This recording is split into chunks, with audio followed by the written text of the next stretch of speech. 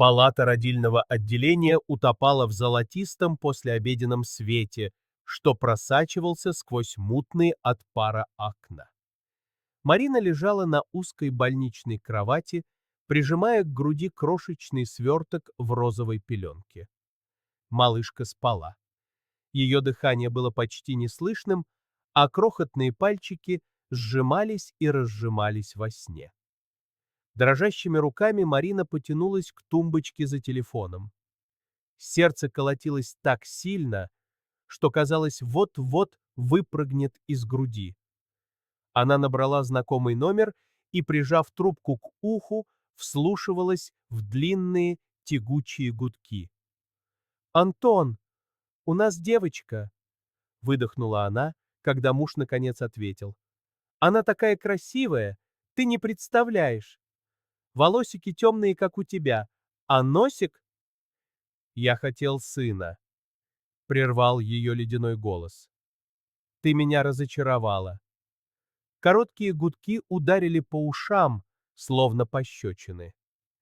Марина смотрела на погасший экран, отказываясь верить в то, что только что произошло.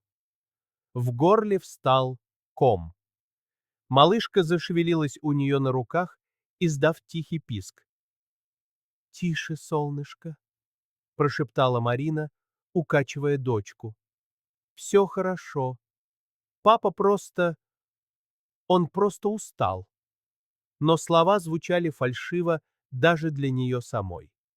Из соседних палат доносились голоса, смех, поздравления. А здесь, в ее маленьком мире, воцарилась звенящая тишина с привкусом горечи на губах. Дни тянулись медленно, как густой мед. Марина то и дело смотрела на пустой стул рядом с кроватью, который так и остался нетронутым.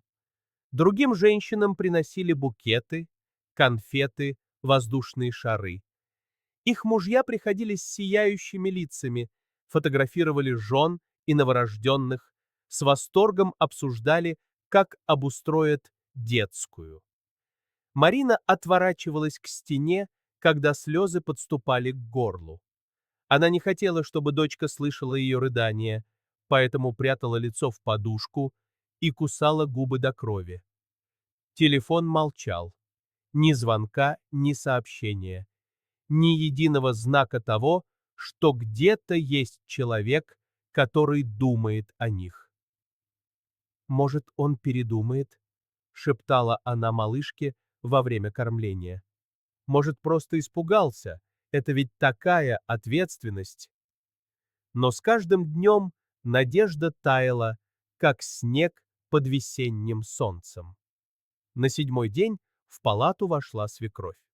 Валентина Петровна в дорогой норковой шубе, от которой пахло французскими духами и морозом, окинула палату брезгливым взглядом. «Ну что, родила, наконец?» — сказала она вместо приветствия. «Покажи». Марина осторожно приподняла край пеленки. Валентина Петровна наклонилась, но на ее лице не дрогнул ни один мускул, ни умиления, ни нежности. «Сын велел передать. Домой не приходи», — произнесла она ровным тоном, словно зачитывала список покупок. «Вещи выставим к подъезду. Девка нам в роду не нужна». Слова повисли в воздухе, как ледяные сосульки. Марина почувствовала, как земля уходит из-под ног. «Но как же?» — наконец выдавила она. «Это же его дочь, наша дочь. Антон хотел наследника», — отрезала свекровь. «А ты родила ему девчонку.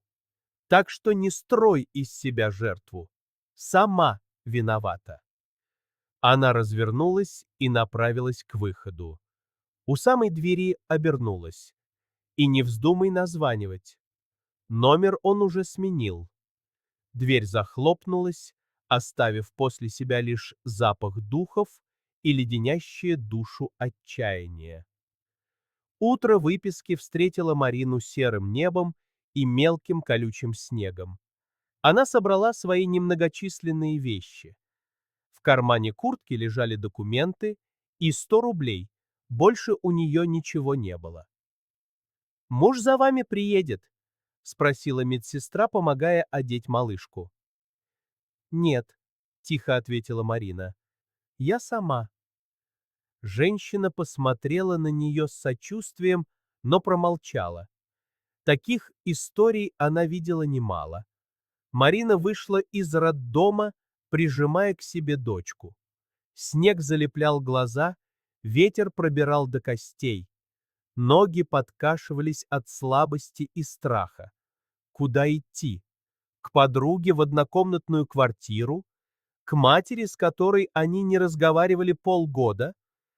Она остановилась у входа, не зная, в какую сторону сделать шаг. Малышка заплакала от холода. «Что же нам делать, солнышко?» — прошептала она. «Куда нам идти?» И тут она его увидела.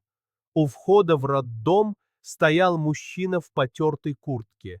Седые виски блестели от снега, лицо избороздили морщины, но глаза остались такими же добрыми, какими она их помнила с детства. «Маринка, дочка», — сказал он, шагнув навстречу, — «я приехал за вами. Пойдем домой». Отец, тот самый, с которым она не разговаривала 3 года. Тот, кто ушел к другой женщине, разбив сердце матери. Он стоял сейчас под снегом и протягивал ей руки. «Папа?» — выдохнула Марина, не веря своим глазам. «Как ты узнал?» Знакомая медсестра рассказала маминой подруге, а та позвонила мне. «Я всю ночь ехал из Калуги», — объяснил он, осторожно забирая у нее пакет с вещами. «Я знаю, ты на меня сердишься. И имеешь право.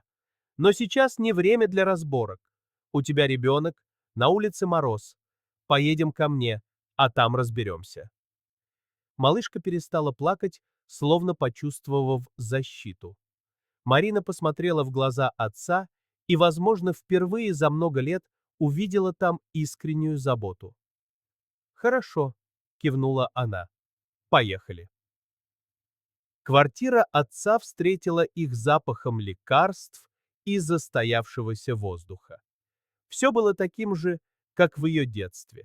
Старый диван, книжные полки до потолка, фотографии на стенах. Только теперь на журнальном столике стояли пузырьки с таблетками, а в углу притулилась кислородная подушка. «Проходи, не стесняйся», — сказал отец. «Детскую кроватку я уже купил. Поставил в твоей комнате. Постельное белье тоже новое». В детской действительно стояла белая кроватка с мягкими бортиками и пеленальный столик. Словно он готовился к их приезду не один день. Марина осторожно положила спящую малышку в кроватку. Впервые за долгое время она почувствовала что-то похожее на покой. «Спасибо», — тихо сказала она, не оборачиваясь. «Я не знаю, что бы мы делали без тебя». «Не благодари», — ответил он. «Это я должен просить у тебя прощения. За все». Они не стали говорить о прошлом. Слишком много боли накопилось за эти годы. Вечером, когда Марина кормила дочку, она заметила, как отец быстро сгреб со стола какие-то бумаги и сунул их в ящик. Один конверт выскользнул из стопки и упал на пол. Марина успела заметить надпись «Областной онкологический диспансер». Ее сердце сжалось от тревоги, но она не проронила ни слова. Ночью малышка проснулась и заплакала. Марина встала, чтобы покормить дочь, и из соседней комнаты донесся приглушенный стон. Отец старался не шуметь, но боль одолевала его. Она слышала, как он ворочается на кровати, как скрипят пружины и как он давит крики подушкой. «Папа?» Позвала она тихо, подходя к двери. Тебе плохо? Все в порядке, дочка, ответил он хриплым голосом. Просто спину продуло. Спи спокойно. Но Марина знала, что это не так. Качая дочку на руках, она думала о том конверте, о лекарствах на столе и о том, как отец за эти годы осунулся. Страшная мысль закрадывалась в душу, но она гнала ее прочь. Утром отец выглядел лучше. Он приготовил завтрак, напевал себе под нос и даже пошутил о своих кулинарных талантах. Однако Марина заметила, как дрожат его руки, когда он наливает чай, и как он морщится от резких движений. «Мне нужно сходить в поликлинику», — сказала она, «показать малышку педиатру и получить справки». «Конечно», — кивнул отец. «А я побуду с внучкой. Мы ведь подружимся, правда, моя красавица?» Он наклонился к кроватке, и на его лице исчезли следы усталости. Глаза засияли нежностью. Малышка смотрела на него широко раскрытыми глазами, словно изучая все вокруг. В поликлинике педиатр осмотрела дочку и объявила ее совершенно здоровой. Марина взяла справки и уже собиралась уходить, когда в коридоре встретила знакомого врача, Игоря Сергеевича, который когда-то лечил ее мать. «Марина? Не ожидала увидеть тебя здесь?» – удивился он. «Приехала с ребенком?» «Временно», – ответила она уклончиво. «Игорь Сергеевич, вы случайно не знаете... Мой отец, Сергей Николаевич Волков, к вам не обращался». Лицо врача помрачнело. Он отвел ее в сторону, подальше от посторонних. «Мне очень жаль, Марина», — сказал он тихо. «Вашему отцу осталось не больше полугода. Он отказался от химиотерапии месяц назад, сказав, что хочет провести оставшееся время дома, а не в больнице». Эти слова обрушились на нее, как удар молнии. Ноги подкосились, в глазах потемнело. Полгода. Всего полгода. «Он знает?» — выдавила она. «Знает. И принял это решение осознанно.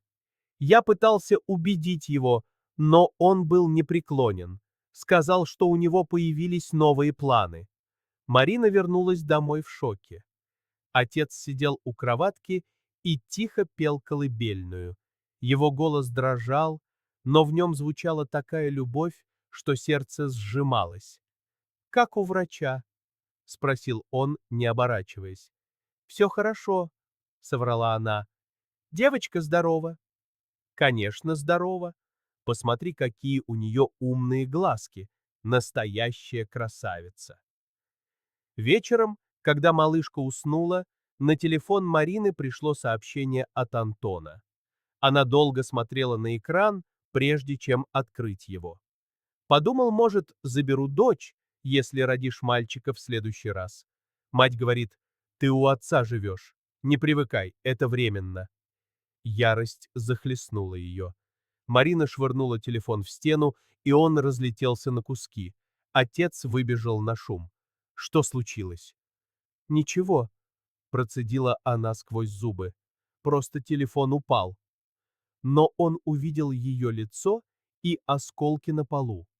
Молча он подмел их и выбросил. «Знаешь, я всегда жалел, что не научил тебя пеленать кукол в детстве», — сказал он. «Твоя мать говорила, что рано, а теперь...» Он взял спящую внучку на руки, и его движения были неуверенными, но взгляд полон нежности. «Покажешь, как правильно?» «Конечно, папа», — кивнула она. «У нас впереди много времени». Он улыбнулся, но в глазах мелькнуло то же знание, что и у нее. «Я успею увидеть, как она улыбнется», — сказал он, поправляя пеленку. Это все, что мне нужно». Марина обняла его за плечи, и они стояли над кроваткой, глядя на спящую малышку. Трое поколений под одной крышей, готовых пережить самые важные месяцы. Спустя месяц Марина поняла, что нельзя сидеть сложа руки. Денег отца хватало лишь на самое необходимое, а лекарства дорожали, да и малышке требовались памперсы, смеси и одежда. Она начала искать работу, чтобы не оставлять дочку надолго. Вакансия продавца в ночную смену в круглосуточном магазине показалась идеальной с 11 вечера до 7 утра, когда ребенок спит. Отец заверил, что справится. «Я же не совсем развалина». Но Марина видела, как он прячет дрожь в руках. Первые дни работы были тяжелыми, она клевала носом, путала цены и роняла товары, но постепенно привыкла. Возвращаясь домой на рассвете, она кормила дочку и ложилась спать. Отец встречал ее рассказами о том, как внучка улыбалась во сне или огукала, глядя на мобиль над кроваткой. Его голос становился хриплым, но когда он говорил о малышке, в нем звучала нежность. «Она на тебя похожа», — говорил он, качая девочку. «Такая же упрямая смотрит, будто все понимает». Вечерами перед уходом Марина слышала, как отец поет внучке колыбельные. Его голос ослабел, но он старался, выводя мелодии из ее детства. Однажды, выходя из магазина, она увидела у входа свою свекровь, Валентину Петровну, в дорогом меху. Та стояла у иномарки и смотрела с презрением. «Нашла работенку?» — сказала она. «Антон женится на приличной девушке из хорошей семьи». Марина попыталась пройти, но женщина схватила ее за рукав. «Откажись от алиментов, или мы докажем, что ты плохая мать. Работаешь по ночам, оставляешь ребенка на больного старика. Органы опеки это оценят». «Отпустите меня», — тихо ответила Марина. «Я спешу домой». «К умирающему папочке?» — усмехнулась свекровь. Марина выдернула руку и пошла к остановке. Сердце колотилось от ярости. Угрозы пугали, потому что в них была правда. Дома она застала отца в детской. Он сидел у кроватки и тихо разговаривал с внучкой. «Видишь, солнышко, мама работает, чтобы ты ни в чем не нуждалась. Хорошая у тебя мама». Марина замерла в дверях. Отец выглядел изможденным, но его взгляд смягчался, когда он смотрел на малышку. «Папа, как дела?» «Отлично. Мы беседовали с принцессой о ее снах». Она подошла, взяла дочку на руки, та была теплой и спокойной. Отец с трудом встал. «Иди отдыхай, я приготовлю завтрак». Но через час Марину разбудил грохот из ванной. Она вбежала и увидела отца на полу, рядом разбитая чашка и пятна крови. «Папа!» — закричала она, опустившись рядом. «Поскользнулся, ничего страшного!» — прохрипел он. Кровь лилась изо рта, лицо было бледным. Марина вызвала скорую, взяла плачущую дочку и ждала, пока время тянулось в муки. В больнице отца увезли в реанимацию, а она металась по коридору с ребенком на руках, не зная, что делать дальше. «Вы родственница!» — донесся до Марины бесцветный голос медсестры. «Больному нужны лекарства, которых у нас нет. Вот список». Марина взяла протянутый листок. Цифры на клочке бумаги плыли перед глазами, сливаясь в одну астрономическую сумму, превышавшую ее месячную зарплату. Холодная волна прокатилась по телу, но выбора не было. Следующие дни слились в один сплошной кошмар. Отца выписали, вручив ей стопку рецептов и строгих рекомендаций. Жизнь Марины превратилась в сумасшедшую гонку между работой, уходом за больным и маленькой дочкой. Сон стал роскошью, урывками по 2-3 часа в сутки. Она ела на ходу, забывая вкус еды, и постоянно чувствовала, как внутри до предела натягивается струна, готовая вот-вот лопнуть. После очередного пропуска смены ее вызвал начальник. «Слушай, Марина», — начал он, не отрывая взгляда от бумаг на столе, «мне не нужны работники с проблемами. Ты не выходишь на смены, опаздываешь, клиенты жалуются. Поищи себе другое место». «Но у меня отец болен, ребенок маленький», — попыталась объяснить она. «Это твои проблемы», — отрезал он. «Расчет заберешь завтра». Последнюю зарплату она до копейки потратила на лекарства для отца. Дома росли долги за квартиру, а холодильник встречал ее унылой пустотой.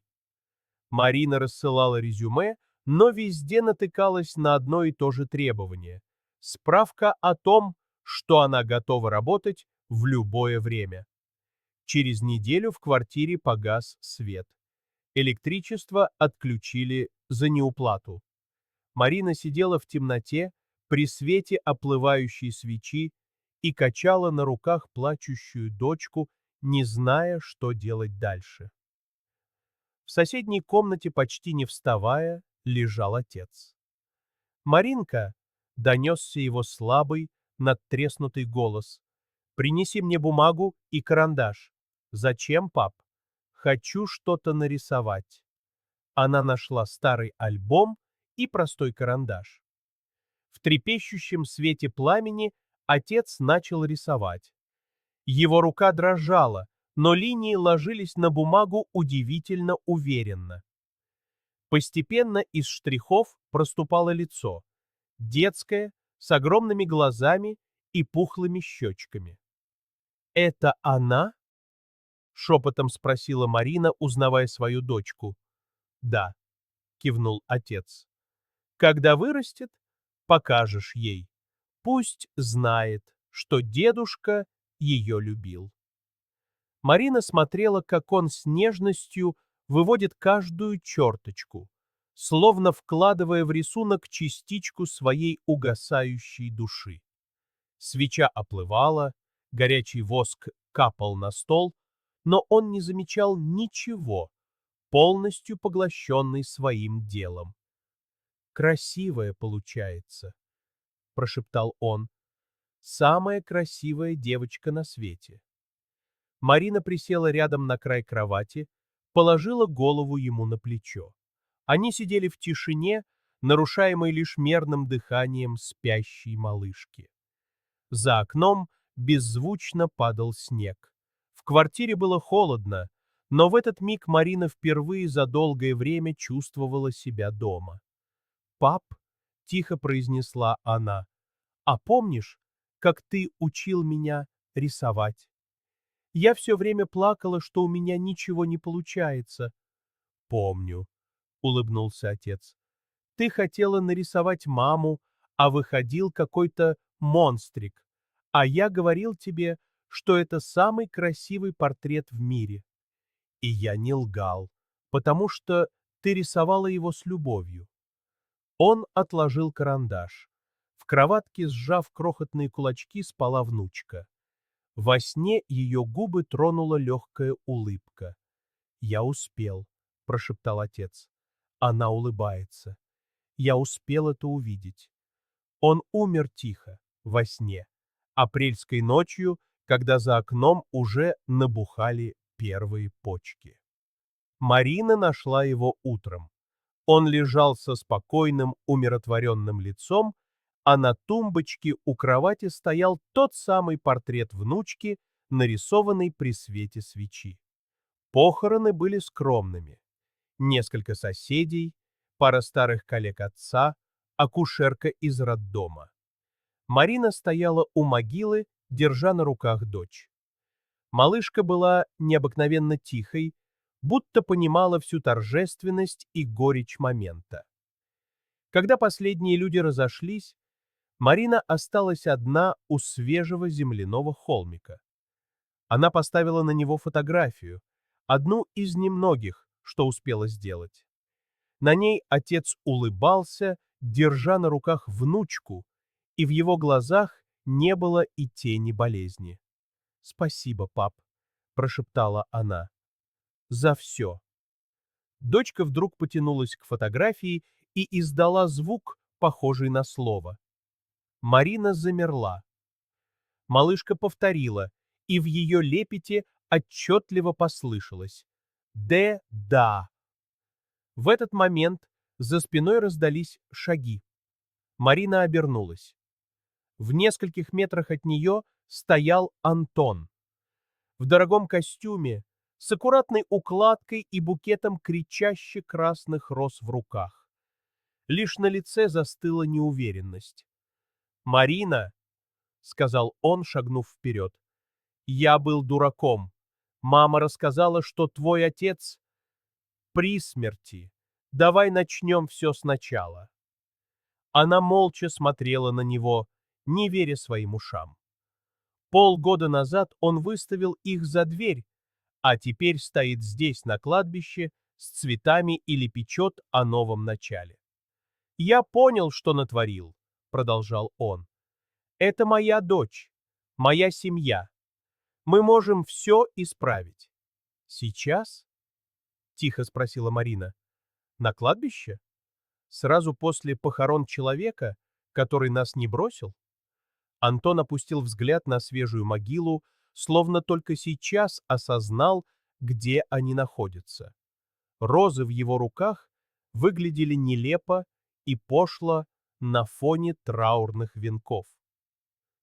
«Я не знал, что сегодня...» — начал он, но Марина его перебила.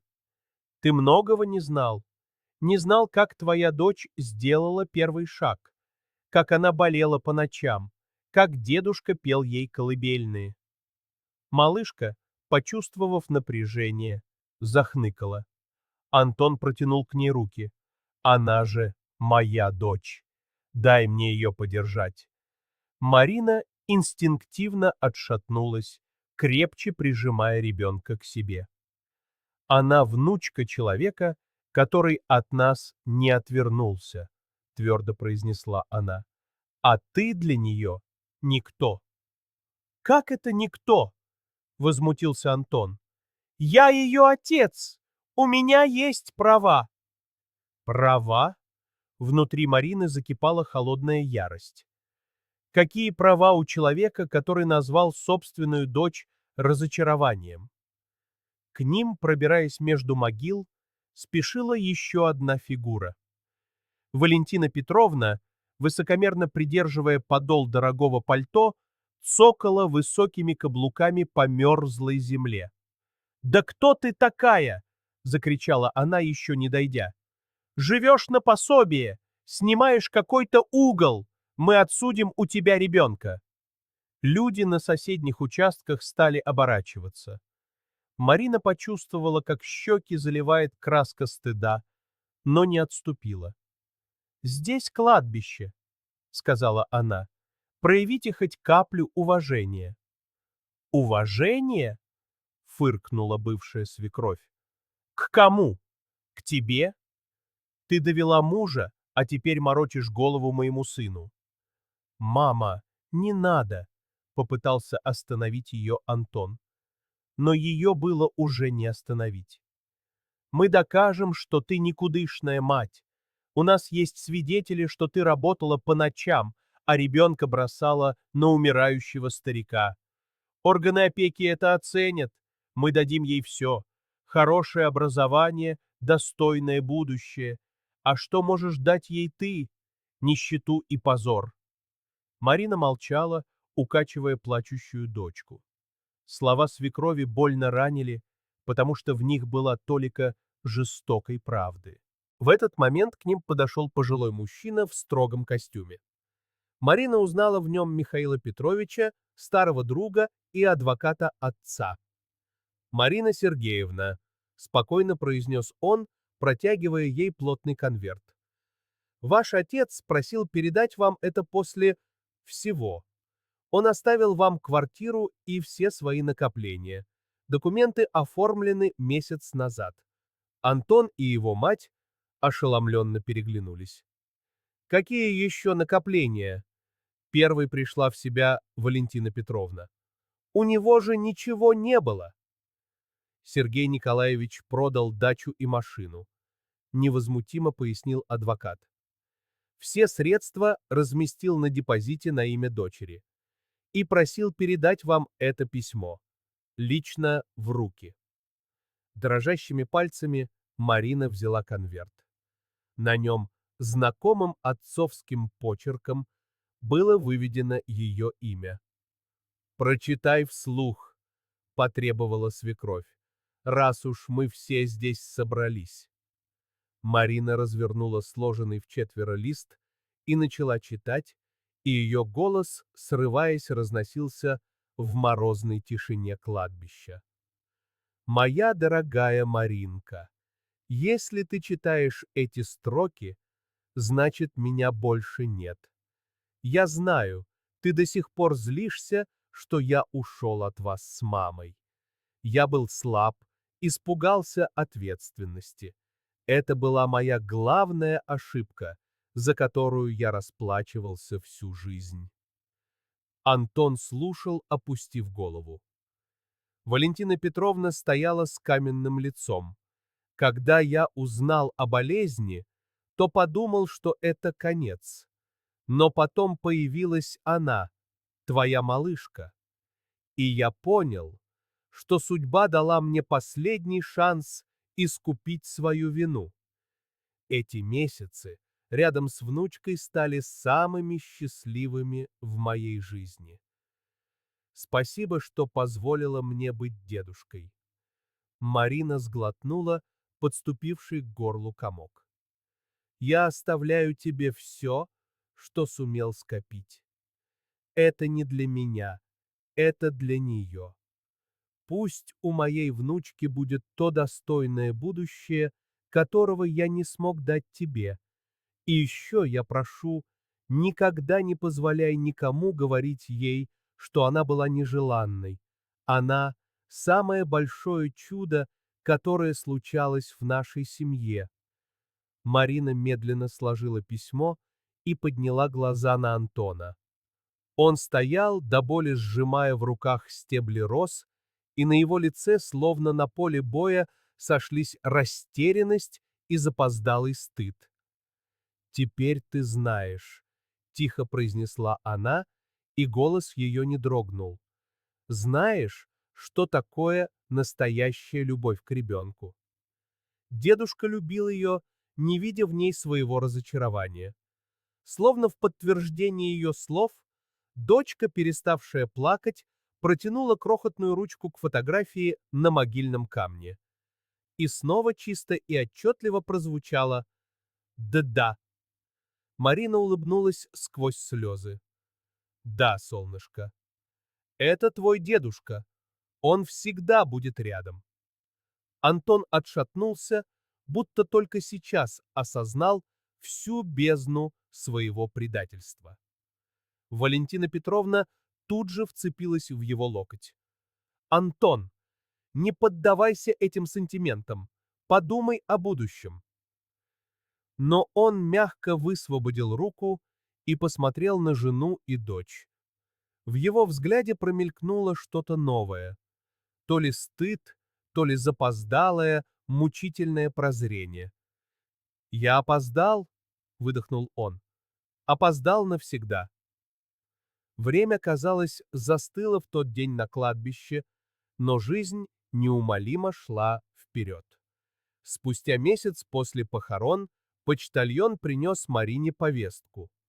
Холодный официальный бланк, извещавший, что Антон подал в суд на восстановление родительских прав.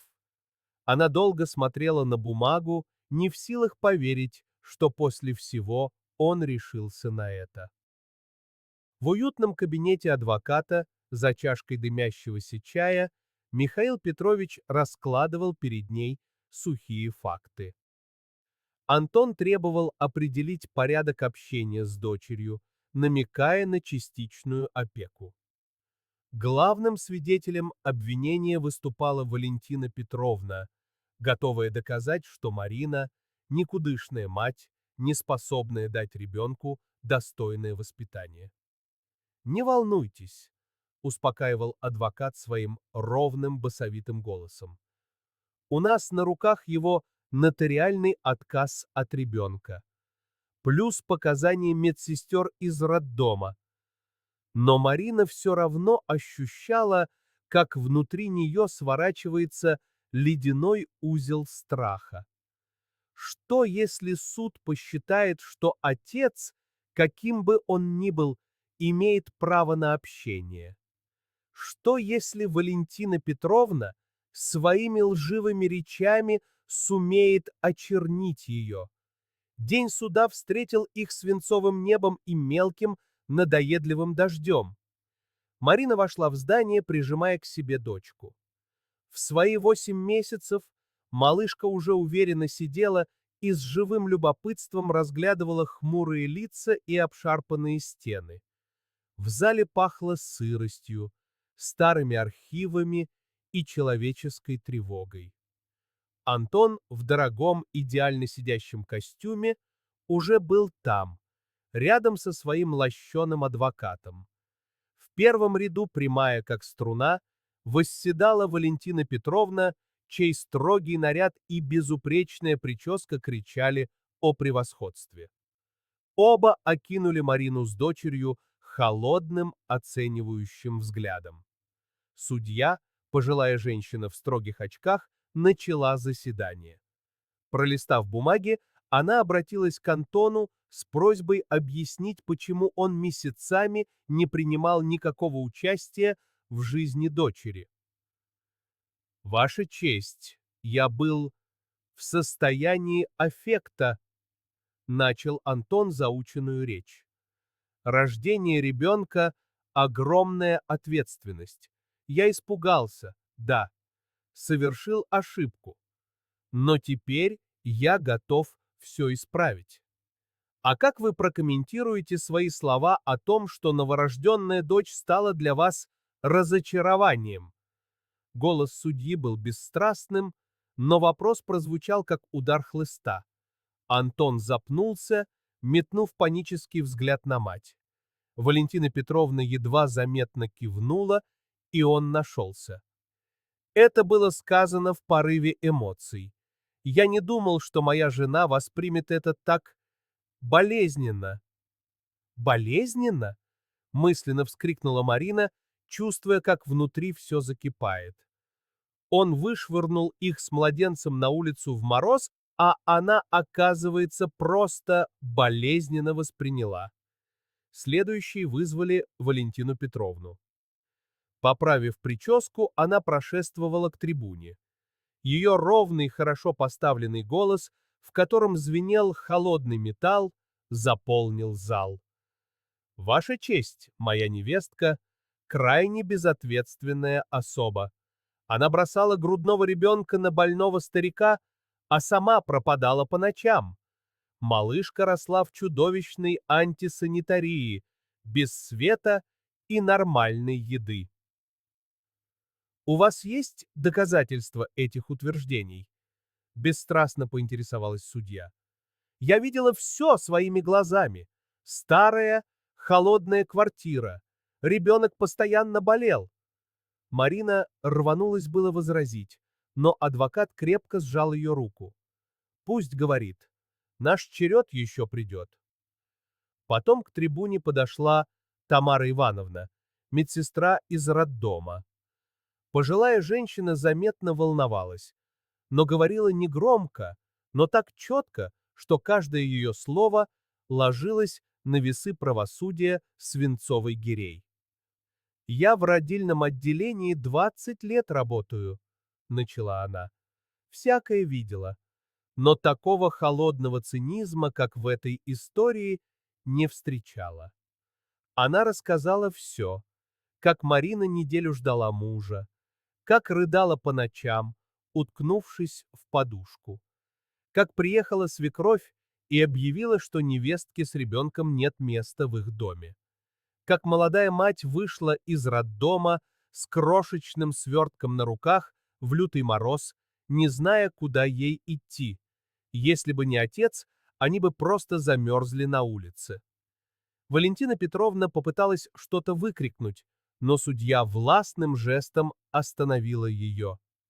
«У меня есть еще кое-что», — сказала Тамара Ивановна, доставая из сумки распечатку. «Это переписка, которую мне тогда показывала Марина. Я сфотографировала ее на свой телефон, на всякий случай». Судья взяла листы. На ее лице сначала отразилось недоумение, а затем холодное, нескрываемое возмущение. «Господин Волков!» Ее голос прозвучал, как лязг металла. «Это ваши сообщения? Может, заберу дочь, если мальчика родишь в следующий раз?» Антон побледнел. Он явно не ожидал такого удара. «Это... это было давно. Я был расстроен. А это... Не привыкай, это временно. Тоже от расстройства?» В зале повисла мертвая тишина. Даже дочка перестала лепетать и большими серьезными глазами смотрела на происходящее. Судья попросила Марину подойти. Она встала, крепче прижимая к себе малышку, чувствуя, как дрожат колени. «Расскажите суду, как прошли первые месяцы жизни вашей дочери». И слова полились сами собой, горькие и честные. О том, как отец встретил их у ворот роддома, как, превозмогая боль, ухаживал за внучкой, как пел ей колыбельные своим охрипшим голосом, и как при свечах, когда отключали свет, рисовал ее портрет. Он умирал, голос Марины дрогнул, но каждый день находил в себе силы, чтобы улыбнуться ей, поговорить с ней. Он называл ее своим главным чудом. Она рассказала о его последних днях, о том, как он просил прощения и благодарил ее за внучку. Он оставил нам все, что у него было, продал дачу, машину, чтобы у моей дочки было будущее. Вот его письмо. Марина достала из сумки пожелтевший листок и, пересилив ком в горле, начала читать вслух. В зале стояла такая тишина, что, казалось, было слышно, как бьются сердца. Даже Валентина Петровна сидела, опустив глаза. «Я уходил от вас не из-за нелюбви. Я был слаб, но смерть дала мне шанс искупить вину. Спасибо за внучку. Она вернула смысл в мои последние дни». Когда Марина закончила, в зале послышались сдержанные всхлипы.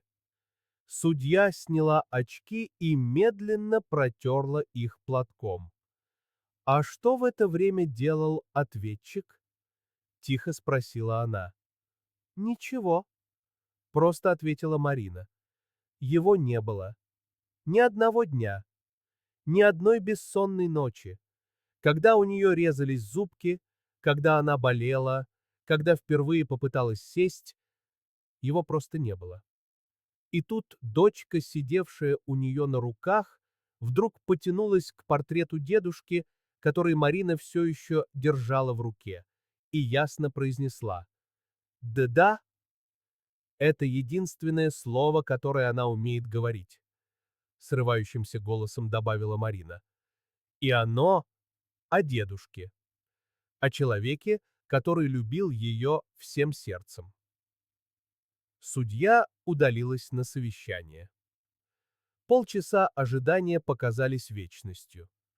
Когда их снова позвали в зал, судья выглядела собранной и решительной. «Суд постановляет в удовлетворении иска Волкова Антона Сергеевича отказать». Ответчик добровольно и сознательно отказался от исполнения родительских обязанностей, что подтверждается документально и показаниями свидетелей. Валентина Петровна вскочила. «Это несправедливо! У нее нет средств к существованию! У истицы имеется жилье и денежные средства, оставленные в наследство ее отцом», — отчеканила судья. Кроме того, суд обязывает ответчика выплачивать алименты в размере 25% от всех видов дохода, а также возместить истице моральный ущерб в размере 500 тысяч рублей.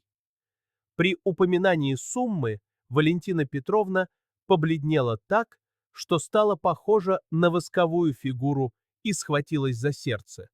Антон едва успел подхватить ее, но и сам выглядел не лучше.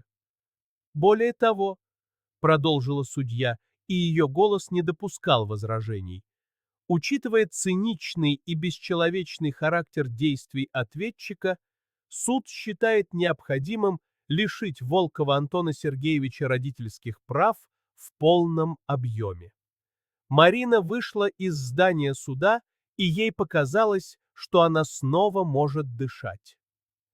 Дождь прекратился, и сквозь рваные облака пробился робкий луч солнца. Дочка радостно гулила, размахивая ручками. Вечером они поехали на кладбище. Марина поставила на могилу отца свежие цветы и тихо рассказала ему о победе. Дочка сидела на траве у памятника и с восторгом играла с одуванчиками. «Пап, мы справились», — прошептала Марина. «Твоя внучка в безопасности. Спасибо тебе». И тут малышка сорвала пушистый желтый цветок и протянула его к фотографии на холодном граните. «Деда», — отчетливо произнесла она.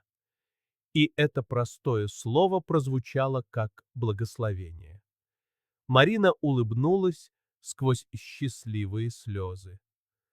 «Да, мое солнышко, это твой дедушка, и он всегда будет с нами». Они сидели у могилы до самых сумерек. Дочка мирно уснула на руках у матери, а над их головами на темнеющем небе загорались первые далекие звезды.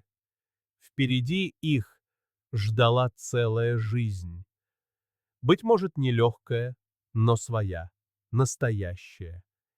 И верилось, что где-то там, в сияющей россыпи звезд, дедушка с любовью и гордостью смотрит на свою внучку. Если вам захочется продлить эти эмоции, послушайте два рассказа, которые сейчас появились на экране. Надеюсь, они вам придутся по душе. А по ссылке в комментариях вас ждет целая подборка удивительных историй. Спасибо, что дослушали до конца.